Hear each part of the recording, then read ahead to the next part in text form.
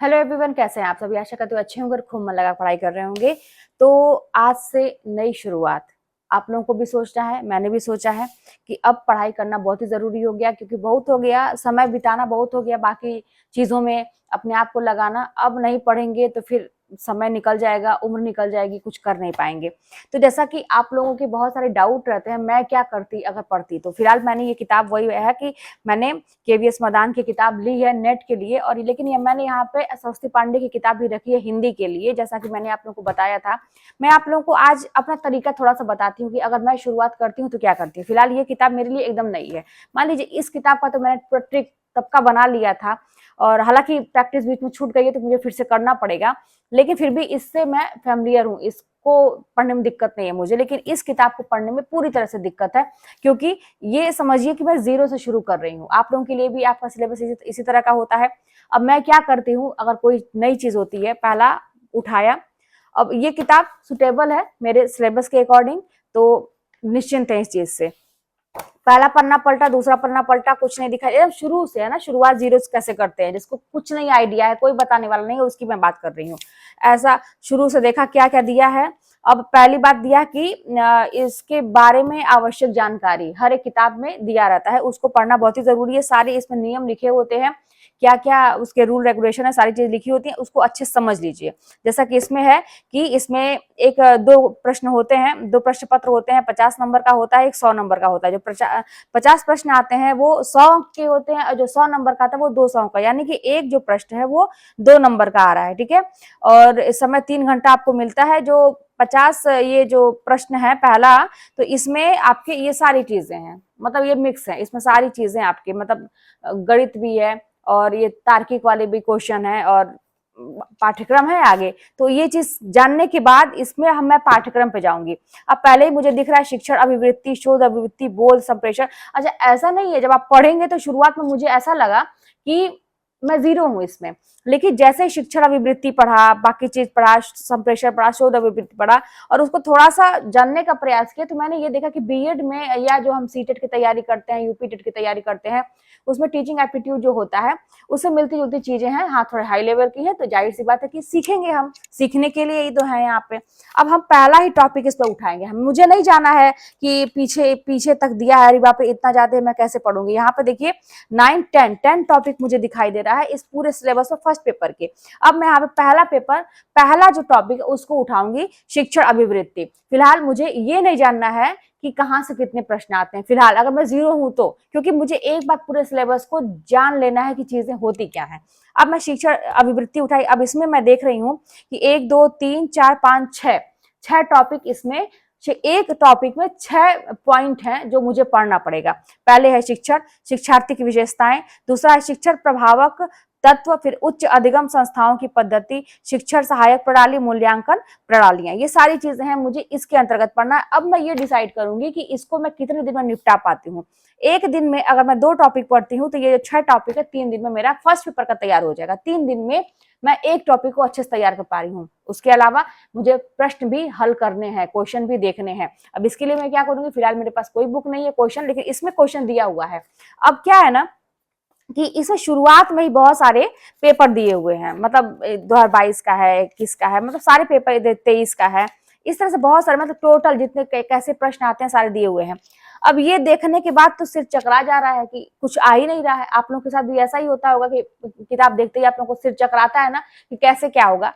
धैर्य रखने की जरूरत है, तुरंत नहीं सारी चीजें हो जाएंगी। फिलहाल मुझे अपने पाठ्यक्रम पे जाना है, मुझे अपना पहला टॉपिक तैयार करना है, और इस टॉपिक से रिलेटेड अब मैं मार्केट में जाऊंगी, और मैं ये जो है फर्स्ट पेपर का, बस फर्स्ट पेपर का जितना भी है क्वेश्चन का, मैं कोई ऐसा लेके आऊंगी, जैसे घटना चक्र होता है उस टाइप का, या यूथ की जो बुक होती है जिसमें व्याख्यात्मक भी होता है, क्वेश्चन दिए रहते हैं, तो वो उसमें टॉपिक वाइज दिए रहते हैं। तो इस टॉपिक से रिलेटेड मैं वहां से क्वेश्चन देख लूंगी। कुछ समय के बाद मैं कहीं से ऑनलाइन परचेज भी कर लूंगी टेस्ट देने के लिए। ठीक है, तो ये सारी चीजें, इस तरह से मेरी शुरुआत होती है। जब एक टॉपिक मेरा तैयार हो जाएगा, तो अब मुझे ये भी पता है कि जब मैं ये 3 दिन में तैयार करने का सोच रही हूँ, कि एक दिन में मैं 2 पॉइंट इसके लेके चलूंगी एक टॉपिक का, और 3 दिन में तैयार हो जाएगा। मुझे अच्छे से पता है कि चौथे दिन जो है मुझे पहला भूल जाएगा, और चौथे दिन एकदम से मुझे यही लगेगा कि मैंने तो कुछ पढ़ा ही नहीं है, मैंने क्या तैयारी की, कुछ नहीं, एकदम से मतलब मैं घबराऊंगी नहीं, क्योंकि मुझे पता है कि ये होती हैं चीजें। मैं दूसरे टॉपिक पे आ जाऊंगी, शोध अभिवृत्ति पे आ जाऊंगी मैं, ठीक है। शोध अभिवृत्ति पे आ तो जाऊंगी, लेकिन उसके बाद जब भी मैं ये शुरू करूंगी शोध अभिवृत्ति का, इसमें मुझे 5 टॉपिक दिखाई दे रहे हैं, जब भी मैं इसके टॉपिक पढ़ना शुरू करूंगी तो पहले जो शिक्षण अभिवृत्ति की चीजें मैंने पढ़ी है उसको मैं एक बार दोहरा लूंगी। मुझे ये घबराना नहीं है कि चीजें तो मुझे याद ही नहीं हो रही हैं, अभी मैंने पढ़ा था भूल गई, मुझे पता है कि वो तीसरे दिन भूल जाएगी, फिर मुझे दोहराना है। फिर शोध अभिवृत्ति पढ़ूंगी, अगर फिर तीसरे टॉपिक बोध पे आऊंगी तो मुझे ऐसा लगेगा कि मैंने अभी तक तब पहला पढ़ा ना कुछ भी पढ़ा, फिर मैं दोहराती जाऊंगी।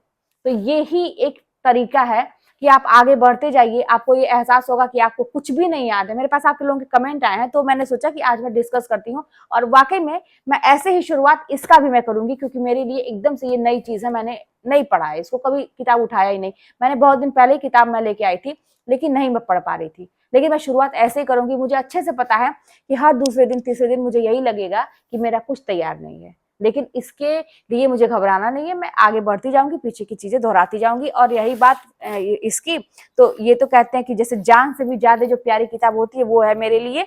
हालत तो ना इसलिए अच्छा लगता है ना, इसकी हालत खराब देख के ये लगता है, मैं इसमें कवर नहीं चढ़ाती हूँ, और इसकी हालत खराब देख के मुझे अच्छा इसलिए लगता है कि मैंने इतना पढ़ा कि इसका चटनी बना दिया जैसे होता है ना कि कुछ किताब देखिए, इसको मैंने बहुत महीने पहले मैं ले आकर रखी हूँ, लेकिन बिल्कुल नई लग रही है क्योंकि खुली ही नहीं है, लेकिन इसका जो मैंने चटनी बनाया है तो ये अच्छा लगता है कि मैंने इतना पढ़ा, और इसको ये ही किताब का होना चाहिए। मैं ये नहीं करूँ किताब फाड़ डाली है, लेकिन एक संतुष्टि होनी चाहिए कि मैंने इसको इतना घिसा कि अंदर के पेजेस भी इतनी बार पलटे गए हैं कि वो सारे मतलब मुड़े हुए हैं। ऐसा नहीं है कि एकदम नया आपको दिखाई देगा। तो ये एक स्टूडेंट की पहचान होती है। ऊपर से आप कवर लगा दीजिए, अच्छी लगेगी किताब को, हमेशा कवर लगा कर रखनी चाहिए, लेकिन ये संतुष्टि होती है खोलने के बाद कि मैंने इतनी बार इसको पलटा है कि ये सारे पेज जो है ना मुड़े मुड़े से हैं, और ये लगता है कि मैंने इसको अच्छे से यूज किया है। तो किताब को ला के रखना नहीं है, नया एकदम बना के नहीं रखना है, उसको आप एकदम से यूज करिए। उसके सारे पन्ने मतलब आपकी नजर में इतनी बार जाने चाहिए कि वो पता चले कि हाँ आपने कितनी बार यूज किया। यहाँ भी मैं अब देखिए कितनी अच्छी बात है, शुरू से उठाइए, आपको कुछ नहीं समझ में आ रहा है शुरू से उठाइए। यहाँ पे आप इसका दिया हुआ है सिलेबस वगैरह देख लीजिए, भाषा से शुरू हो रहा है, उठाइए यहाँ से भाषा से थोड़ा सा ये पढ़ लीजिए। आपको ऐसा अगर फील हो रहा है कि भाई साहित्य छूट रहा है तो वहां से भी एक एक टॉपिक उठाइए, क्या दिक्कत है। हाँ ये है कि मुझे लगेगा कि याद नहीं हो रही चीजें, तो ठीक है, आपको सिलेबस अनगिनत बार दोहराना है जब तक आपकी परीक्षा नहीं हो जाती है। तो फिलहाल मैंने तो नेट का फॉर्म भरा नहीं है, अभी दिसंबर में होता है ना एग्जाम, भरा नहीं है, अब अगला जून में होता है शायद। तो अभी मैं तो थोड़ा थोड़ा, क्योंकि मेरा तो घर के भी काम हो रहा है, बाकी चीजें में मैं बहुत व्यस्तता भी है। अभी शिफ्टिंग जब होगी यहाँ की तो और ज्यादा व्यस्त हो जाएंगे। स्कूल से आने के बाद भी नहीं, टाइम 3 बजे तक मैं आती हूँ, थकावट हो जाती है, घर के काम सारे। तो थोड़ा थोड़ा ऐसे ही करके मैं तैयार करूंगी। लेकिन आप लोगों का एग्जाम सिर पे है, 2 महीने 3 महीने का टाइम है, तो मेरी तरह से एकदम स्लो मत चलिए। जितना आप लोग पढ़ भी चुके होंगे ये उसके लिए है जिसको बिल्कुल समझ में नहीं आ रहा है। तो आप पढ़ना शुरू करिए और खूब तेजी से रिवीजन करिए, और घबराइए मत कि आपको जब ये लग रहा है कि नहीं याद हो रहा है, तो इससे घबराने की जरूरत नहीं है। एकदम से धैर्य रख के आपको पढ़ने की जरूरत है। तो चलिए फिर मिलते हैं नेक्स्ट वीडियो में। कोई बात होगी तो कमेंट के माध्यम से बताइएगा, चैनल पर सब्सक्राइब करिएगा, शेयर करिएगा। मिलते हैं नेक्स्ट वीडियो में।